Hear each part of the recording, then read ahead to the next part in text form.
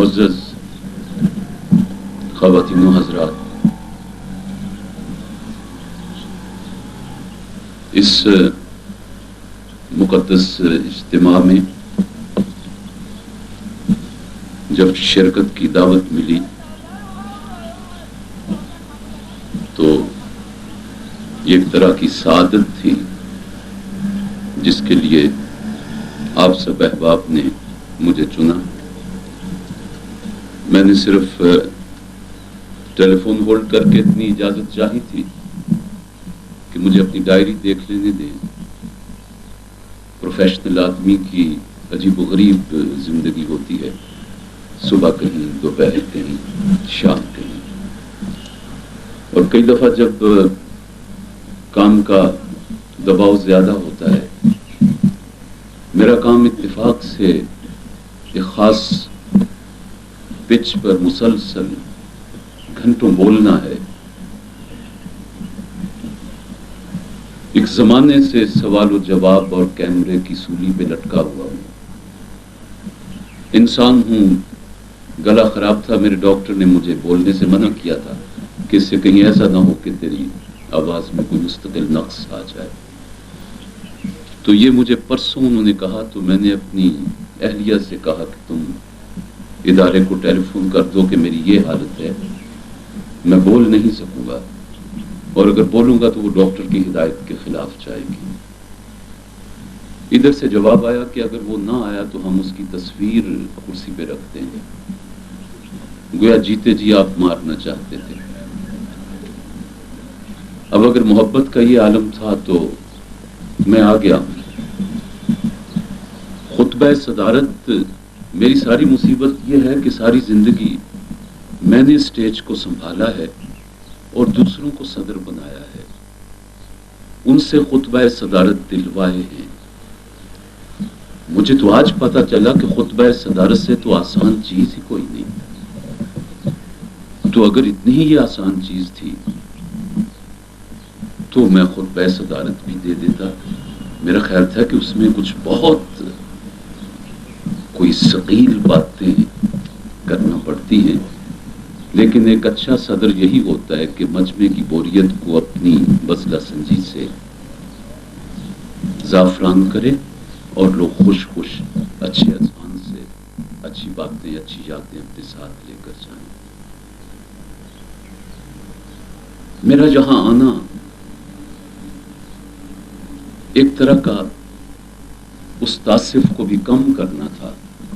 میں آج آپ کو اپنی زندگی کا ایک راز جو میں اپنی خود نوشت میں تمہیں لکھ رہا ہوں، جب 1964 میں پاکستان میں لاہور میں ٹیلی ویژن رائج ہوا ہے، اس کا آغاز ہوا ہے،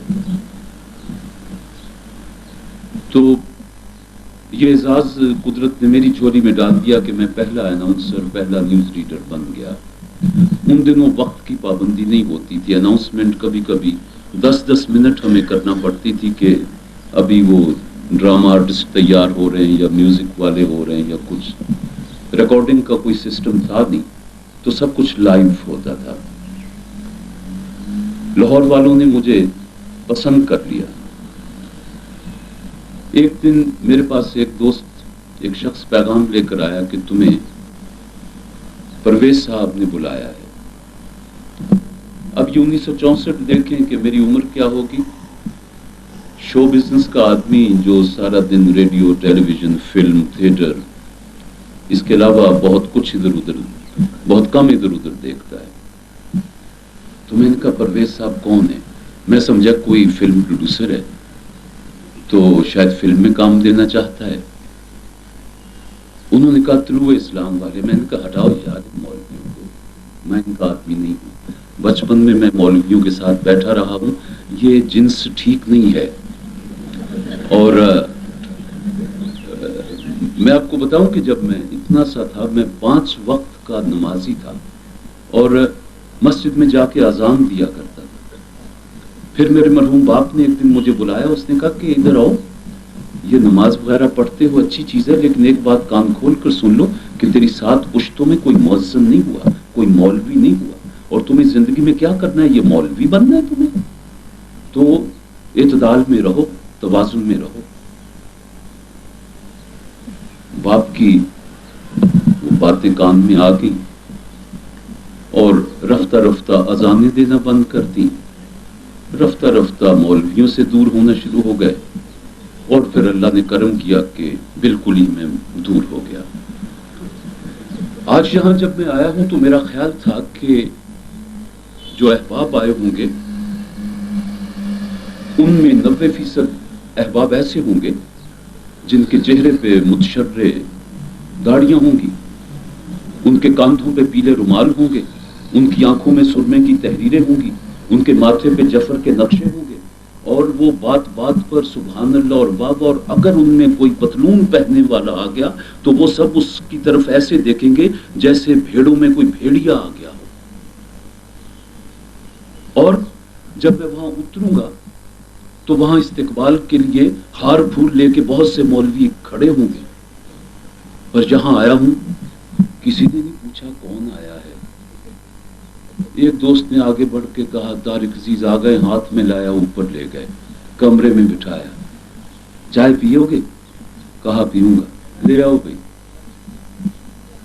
چلیں جی نیچے انتظام ہو رہا ہے، چلتے ہیں جی. آ کے دیکھا کہ انسانوں کی مجلس میں آیا ہوں، انسانوں کی مجلس میں آیا ہوں. اس کے بعد کراچی میں میں تھا تو میرے ایک ملنے والے، میں نے ان کو امی ابا بنایا ہوا تھا ہے، وہ ایک دن میرے گھر آیا اور انہوں نے مجھے 1-2 کیسٹس دی ویڈیو. وہ پرویز صاحب کی تھی. وہ میں نے دیکھی. بس اس کے بعد وہ مجھ کو اپنا بنا کے چھوڑ دیا. کیا اسیری ہے، کیا رہائی ہے. اور میرا خیال ہے کہ اب بہت سے ساتھیوں کے پاس پرویز صاحب کے افکار پر مشتمل وہ کیسٹس، وہ کتابیں، وہ پمفلٹ، وہ آڈیو، وہ ویڈیو نہیں ہوں گی جو میرے پاس ہیں. اور میں جب گاڑی میں سفر کرتا ہوں، میں آپ کو ایک قصہ سناتا ہوں. میں گاڑی میں سفر کرتا ہوں تو اداکاروں کی گاڑیوں میں لیٹسٹ میوزک ہوتا ہے، گانے ہوتے ہیں، قوالیاں ہوتی ہیں. میرے پاس پرویز صاحب کے کیسٹس ہوتے ہیں. میں وہ چلاتا ہوا سنتا رہتا ہوں اور کچھ روشنی مجھے ملتی رہتی ہے. تو ایک دن ایک مولانا ہم سفر ہو گئے تو میں نے کیسٹ لگا دیا، سنا. کچھ سیدھے ہو کے بیٹھے، کچھ داڑھی میں ہاتھ پھیرا، کچھ پہلو بدلا. ابھی تک ان کو یہ نہیں پتا چل پا رہا تھا کہ یہ آواز کس کی ہے.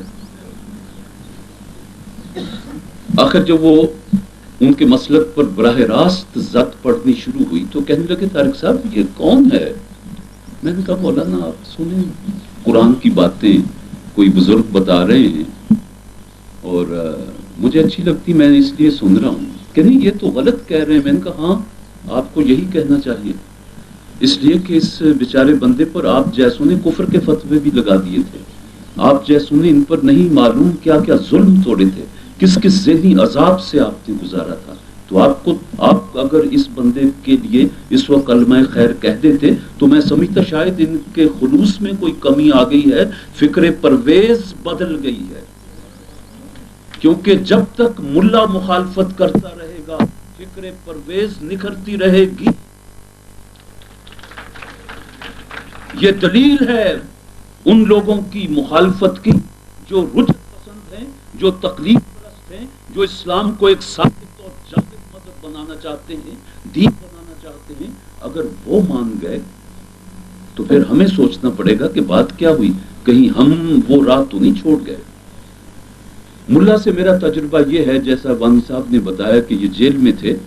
1970 سے پہلے یحییٰ خان کی آمریت کے خلاف میں ٹکرا رہا تھا پاکستان پیپلز پارٹی کے سٹیج پر. تو مجھے 1 سال قید با مشقت مارشل لا نے دی اور میں سینٹرل جیل حیدرآباد میں اپنی قید پوری کر رہا تھا.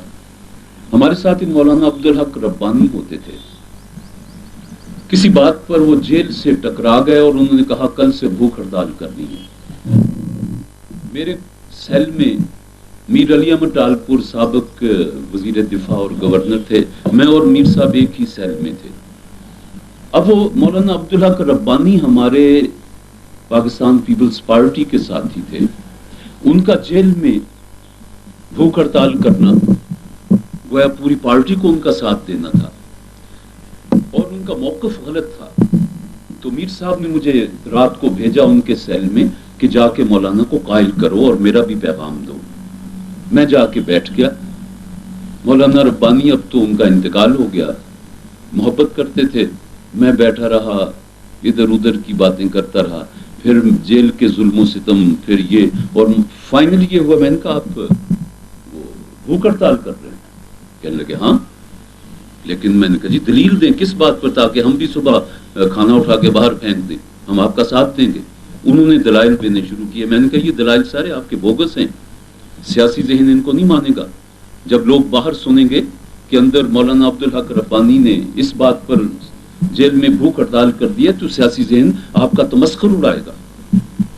پھر ہم نے اپنی دلیلیں دینی شروع کی اور میں نے کہا میر صاحب کا بھی پیغام ہے۔ رات کو 1 بجے مولانا نے فیصلہ کیا کہ اچھا صبح بھوک ہڑتال نہیں کروں گا۔ میں نے کہا جی بڑی مہربانی، اب میں جا کے میر صاحب کو بتاتا ہوں۔ میں سیل سے نکلنے لگا تو مجھے واپس بلایا، کہنے لگے ادھر آؤ ذرا۔ میں نے کہا جی مولانا۔ کہنے لگے تم نے مجھے قائل کیسے کر لیا؟ اس لیے کہ مولوی اور کمیونسٹ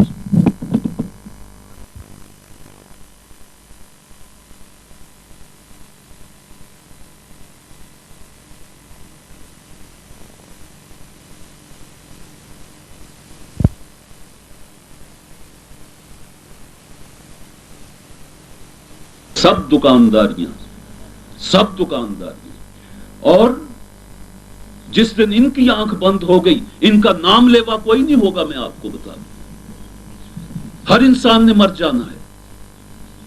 پرویز صاحب بھی اب ہم تم میں نہیں خاک میں پنہاں ہو کر،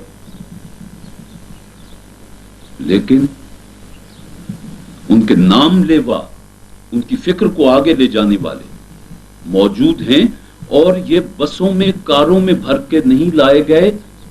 یہاں کسی وزیر اعظم کو نہیں بلایا گیا کہ جس کی محبت میں سارا سرکار دربار بھی موجود ہو، جس کی محبت میں سرکاری مولوی بھی موجود ہوں، درباری بھونکنے والے بھی موجود ہوں۔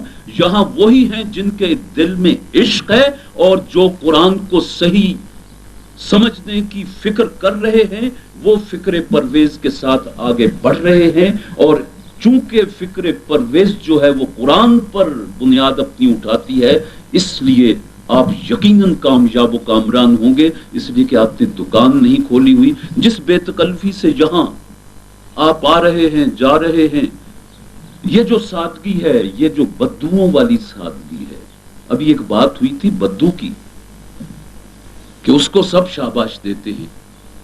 عرب کلچر یہ ہے، آج بھی یہاں دبئی کے شیخ کو اس کے جو قبیلے والے ہیں وہ اس کا نام لے کے پکارتے ہیں کہ شیخ راشد بات ہماری سن۔ وہ جو بادیہ میں جاتا ہے اپنا وقت گزارنے، یہ تو پروٹوکول اس کو محل میں ملتا ہے آ کے، جہاں اس کے ذاتی ملازمین اور آنے والے شہزادے اور یہ جب وہ بادیہ میں اپنے قبیلے میں جاتا ہے تو بچہ بھی کھڑا ہو کے اس کو شیخ زاہد ہی کہتا ہے، اس کو ہز ایکسیلنسی اور یہ وہ سارے یہ الفاظ نہیں ملتے۔ یہ عرب کی معاشرت تھی کہ وہ نام لے کے پکارا کرتے تھے۔ ہاں شابش اس کی یقیناً ہے دوسرے تنقیدی ذہن کی کہ جس نے اپنے عوام کو یہ شعور دیا کہ تمہیں تنقید کا حق ہے۔ باتیں بہت سی ہیں لیکن نہیں کہوں گا۔ باقی عبداللہ صاحب نے میری مدد کی لیکن ساتھ بدلہ بھی لے لیا۔ میں آپ سے ایک بات کہنا چاہتا ہوں، یہ درد مندی سے ہے، یہ ایک رائے ہے میری، یہ ایک رائے ہے۔ متفق ہوں تو ٹھیک ہے، نامتفق ہوں تو بہرحال یہ میری رائے ہے۔ جہاں تک میں نے بابا جی کی مجلس سے استفسارات سنی ہیں، ان میں جب کوئی محبت کی بات، جب کوئی مسکراہٹ کی بات آتی تھی یا جب کوئی گہری بات آتی تھی، بابا جی تو عجیب جادوگر تھے۔ مشکل ترین معاملات کو وہ پنجابی کے لطیفہ گوئی میں بھی یوں گھما پھرا کے آپ کو تر و تازہ کر کے، اور پھر وہ ایک مشاق آہنگر کی طرح جو چوٹ مارتے تھے تو ذہن یوں کر کے اس کو ایکسیپٹ کرتے تھے، تو سننے والے بے اختیار تالی بجاتے تھے۔ میں نے ان کے تمام کیسٹس میں تالیوں کی آواز سنی ہے۔ گویا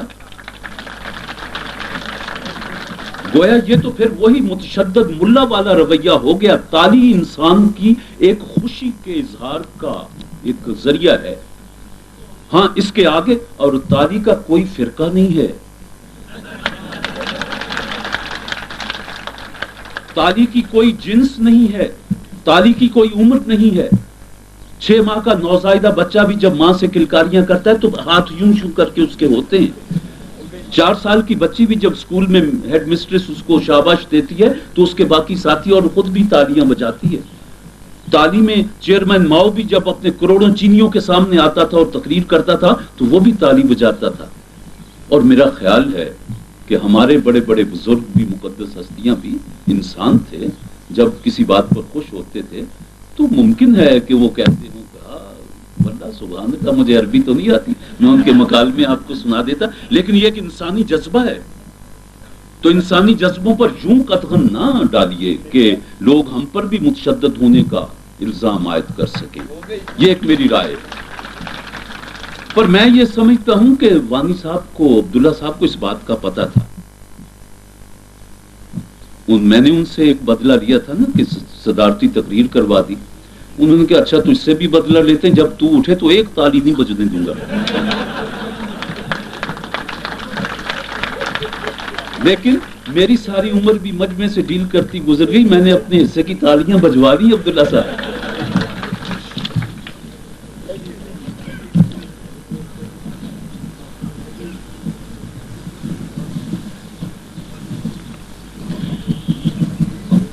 میں نے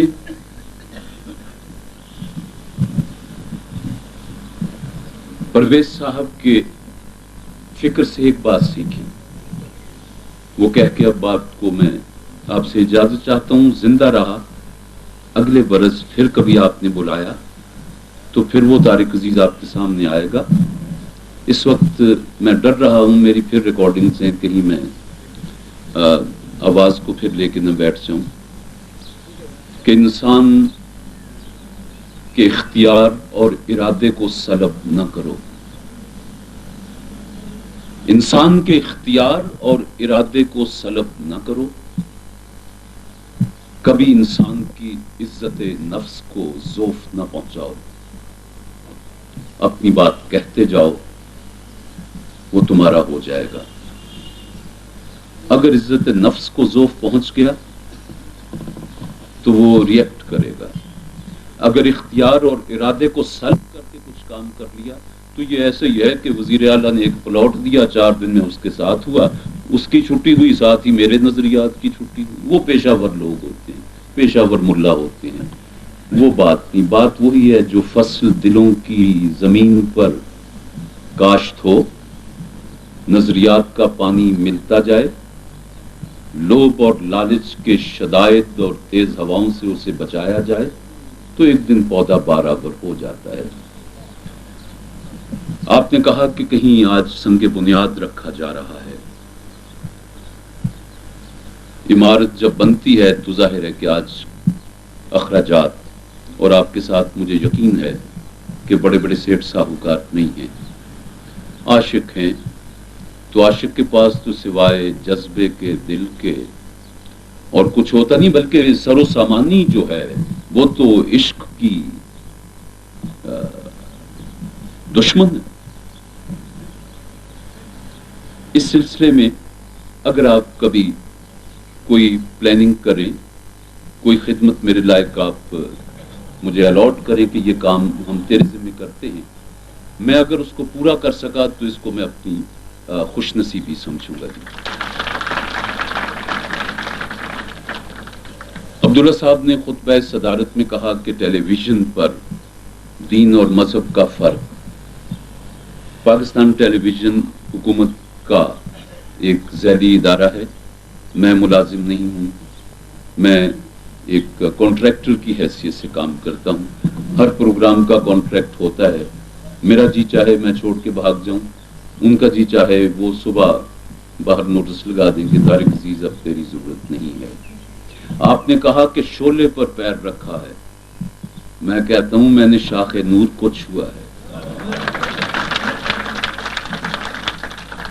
شعلہ تو جلا دے گا, شاخ نور تو اور حسین بنا دے گی. اور اگر میں تو کوشش کرتا رہتا ہوں, لیکن بات کو ذرا گھما پھرا کے کرتا ہوں. چلو ایسا ہی صحیح.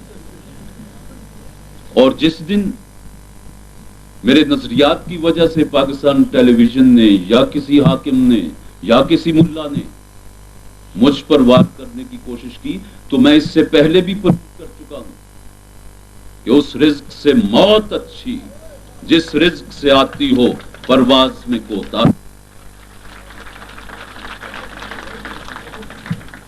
میں کسی ماڈل ٹاؤن میں نہیں گیا, میں کسی رائے ونڈ میں نہیں گیا, میں کسی منصورے میں نہیں گیا.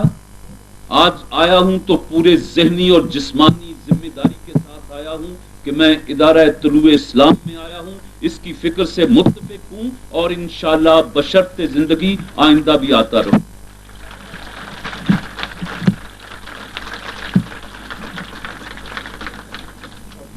اور میں نے مجلس استفسارات میں ایک سوال کا جواب بابا جی سے سنا تھا. کسی بچے نے لکھا تھا کہ میرا باپ مجھے جائیداد نہیں دے رہا, کہہ رہا تو پرویزی ہو گیا ہے, یہ ہے یہ ہے. تو انہوں نے کہا تھا کہ بچے پھر ان کا اپنا مخصوص انداز تھا کہ اس وقت کا انتظار کر لو یا پھر یہ چیزیں چھوڑ دو, یا پھر ابھی کون سی ایسی مصیبت ہے کہ تم میرے فالوور بننے کی کوشش میں ہو. بات یہ ہے, رکھو نہ یا تو برق جمالوں سے دوستی, رکھو نہ یا تو برق جمالوں سے دوستی, یا آشیاں سے اٹھتا دھواں دیکھتے رہو. یہ تو ہو نہیں سکتا کہ ایک طرف آپ برق جمالوں سے دوستیاں بھی رکھیں اور پھر گھر بھی بچانا چاہیں. گھر میں تو آگ, دیا سلائی جلے گی, آگ لگے گی, دریا کا بند ٹوٹے گا, سیلاب آئے گا, سورج چمکے گا, حرارت پہنچے گی, چاند طلوع ہوگا, ٹھنڈک آئے گی. رکھو نہ یا تو برق جمالوں سے دوستی, یا آشیاں سے اٹھتا دھواں دیکھتے رہو. اور باقی ہم سب نے بھی تو آخر سفر میں ہے نا. آفاق کی منزل سے گیا کون سلامت, اسباب لٹا راہ میں یا ہر سفری کا, لے سانس بھی آہستہ کہ نازک ہے بہت کام, آفاق کی اس کار کہے شیشہ گری کا. آپ سب کا شکریہ.